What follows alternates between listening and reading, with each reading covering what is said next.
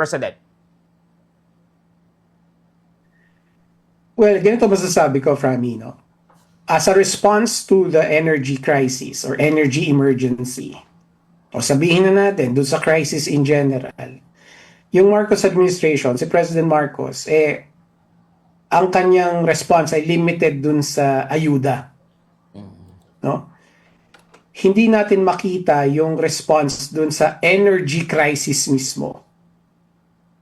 Kumbaga, anong gagawin natin dun sa crisis natin sa enerhiya, yung the fact na dependent tayo sa oil. No? So nakikita natin may efforts na pagtakpan yung kakulangan o yung mga nararamdaman ng mga kababayan natin. No?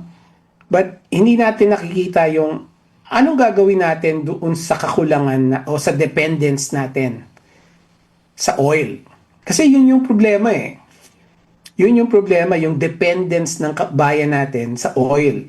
So, yun ang gusto natin matugunan. Yun ang hindi natin nakikita na tugon mula sa Marcos administration. And of course, ang gusto na natin makita sa Marcos administration and also sa mga mambabatas natin is yung recovery. Paano tayo makaka-recover from the crisis? Kasi iba yung response, yung immediate response, doon sa long-term recovery, iba yun eh. Yes. So sa immediate response, nakikita natin yung pagtulong sa mga kababayan natin na nagkakaroon ng kakulangan or kahirapan, yung mga drivers, yung mga commuters, yung mga vendors, etc., right? Okay lang yun, maganda naman yun, wala tayong reklamo doon. Ang gusto natin makita is the response to the actual problem, which is oil dependency. Right? Yun ang hindi natin nakikita. But also, hindi rin natin nakikita yung recovery plan. Yes.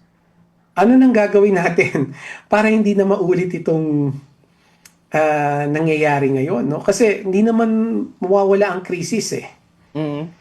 Right? In the future, magkakaroon na naman ng crisis, whether by war, pandemic.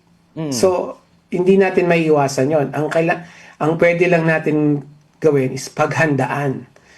So, yun yung hinahanap natin. Ano ang paghahanda na gagawin ng gobyerno sa mga dadating na krisis na, like we said earlier, mukhang hindi nangyari after the pandemic, after the Ukraine crisis. Ganun pa rin, kulang na kulang pa rin ang paghahanda natin. At ito nga po,